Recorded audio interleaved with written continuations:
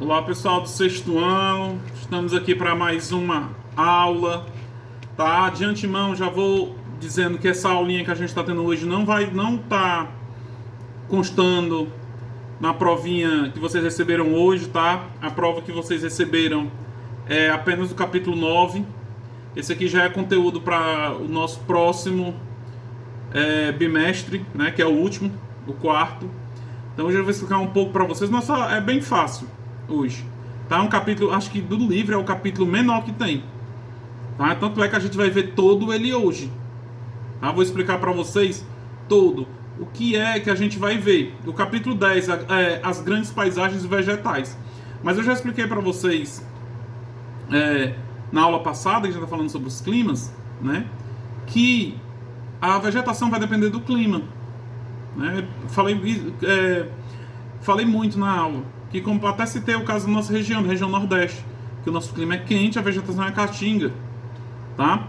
Então hoje eu vou estar explicando para vocês aqui os tipos de vegetações que existem no mundo, tá? Que é o capítulo 10, eu estou aqui na página 249, quem quiser acompanhar, tá?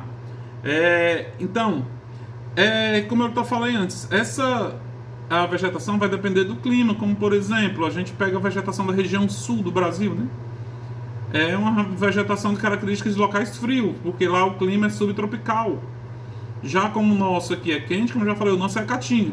Aí você pega aí no livrinho de vocês, ó, diferentes formações vegetais, porque, como eu falei, cada local, dependendo do clima, tem sua formação vegetal. Tá, para você compreender a distribuição das diferentes formas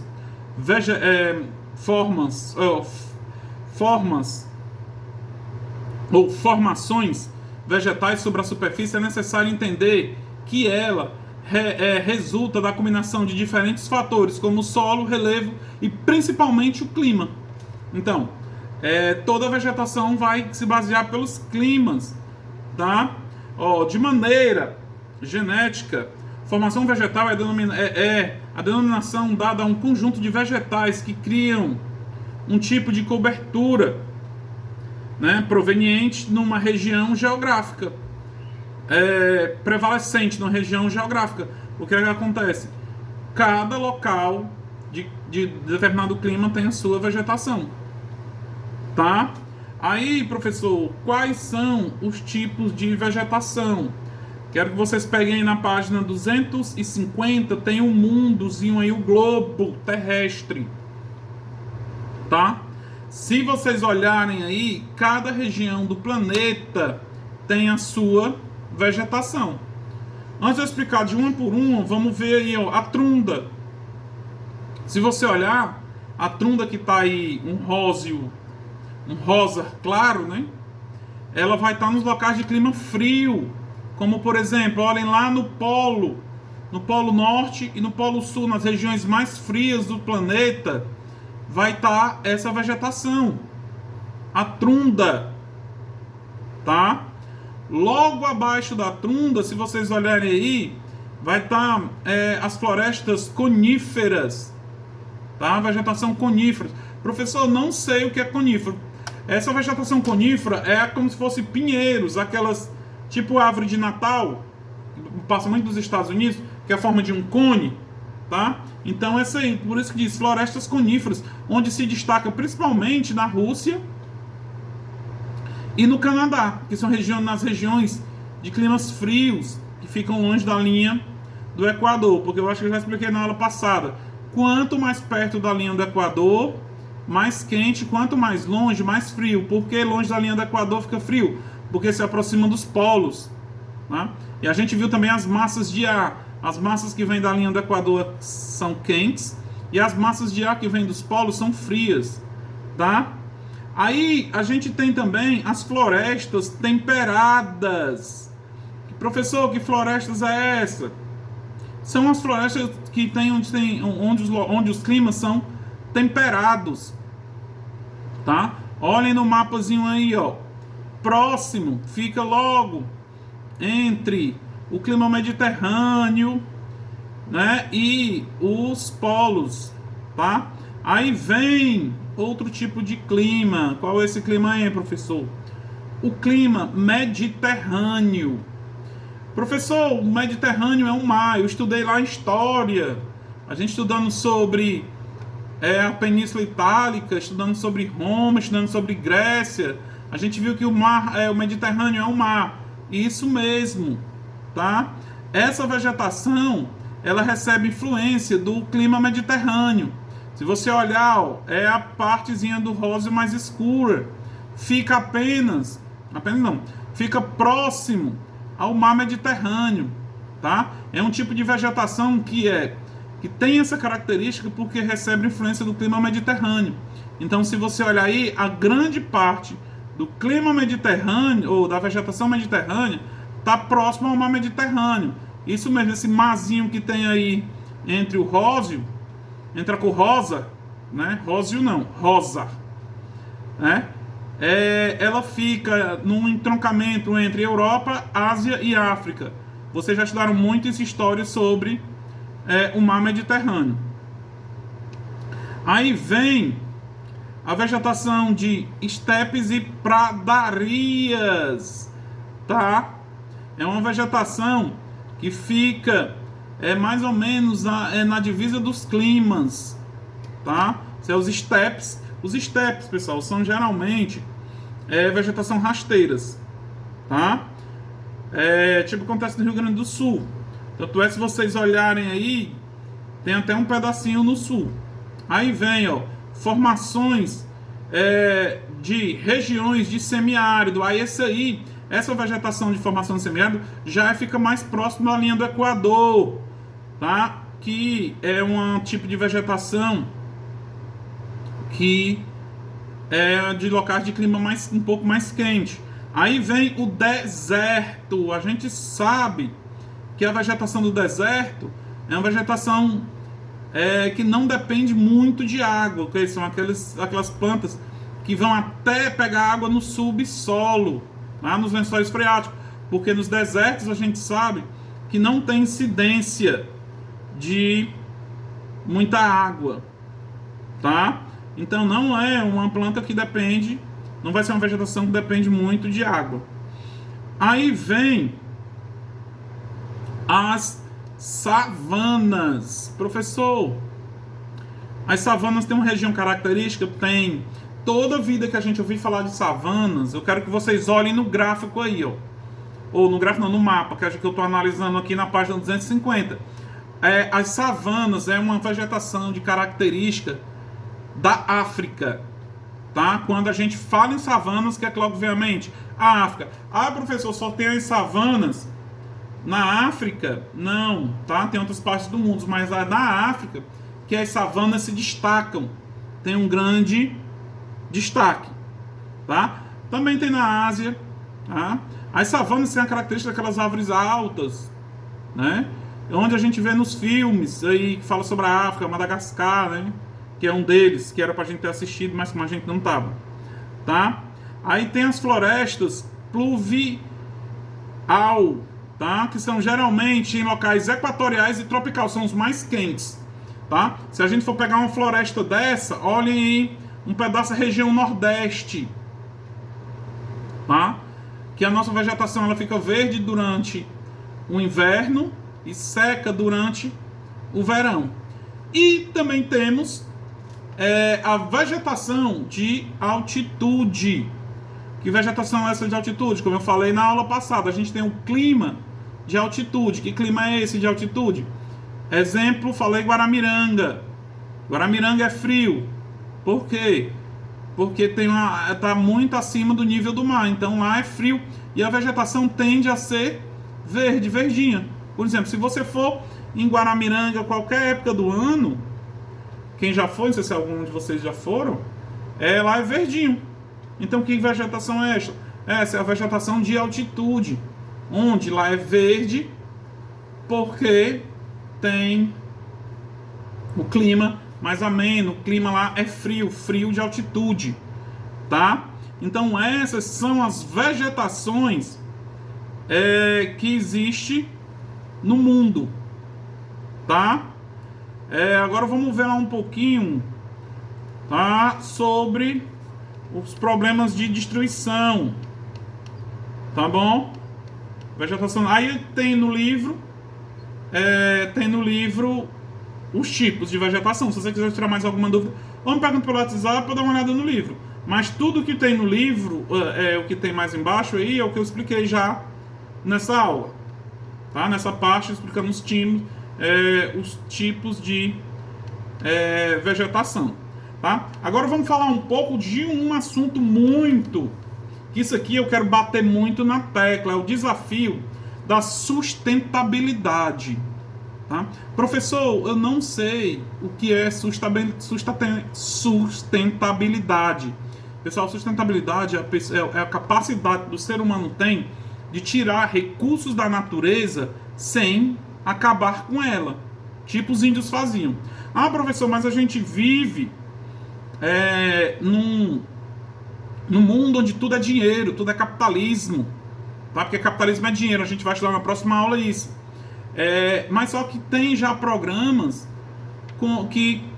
programas feitos no mundo inteiro que é para tentar preservar o meio ambiente, o que quer dizer tirar da natureza, das florestas, o sustento, mas não acabar com ela. Como um exemplo de sustentabilidade, cortar uma árvore e plantar outra. Várias indústrias têm, tá? Aí onde chega essa visão do desenvolvimento sustentável. Tá? Aqui eu vou explicar aqui para vocês. Eu vou ler e vou estar explicando. A segunda metade do século XX foi marcada pela atenção às questões ecológicas, quer dizer, a preservação do meio ambiente, principalmente das florestas. Por exemplo, a gente fala o que infelizmente está acontecendo. Se vocês assistem jornal, que é bom assistir pelo menos ou ler, vocês estão vendo aí que tem grande parte do Pantanal está pegando fogo, né? E isso acaba com vegetação seca, falta de chuva, começa a pegar fogo e vários animais morrem. Então, mas a partir do século passado, a metade do século passado, começou já a preocupação. Por quê? Porque o homem estava tirando demais da natureza sem repor. Tá?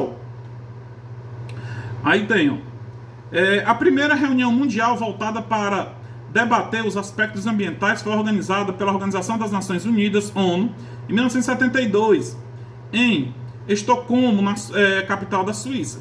Pessoal, ONU é a Organização das Nações Unidas, tá? Tudo que acontece do mundo, a ONU tá pelo meio. Em 1987, com a publicação de Nosso Futuro Comum, documento elaborado pela ONU, com o objetivo de aprofundar os debates sobre o crescimento econômico e a necessidade de preservação ambiental, foi difundido o conceito de desenvolvimento sustentável, que eu falei para vocês. É a pessoa tirar da natureza sem acabar. Se vocês olharem para as serrazinhas que tem em Pacatuba, né? Em Itaitinga, vocês vão ver que grande parte está sendo destruída pelo capitalismo. E essa aí não tem como recuperar. Tá? Quer dizer, as pedreiras. Então é uma forma de ser uma forma sustentável. Tentar fazer com que se recuperasse, mas não tem como.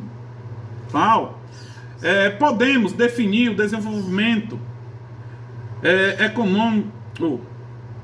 Podemos defini-lo como o desenvolvimento econômico capaz de garantir as necessidades de matéria-prima da geração anual e sem que se comprometa a disponibilidade dos recursos para as futuras gerações. Como eu falei para vocês, esse conceito tende o quê? Tirar sem acabar, para que nas futuras gerações tenham essas matérias-primas. Tá? Esse é o desenvolvimento sustentável. Agora, qual é o desafio?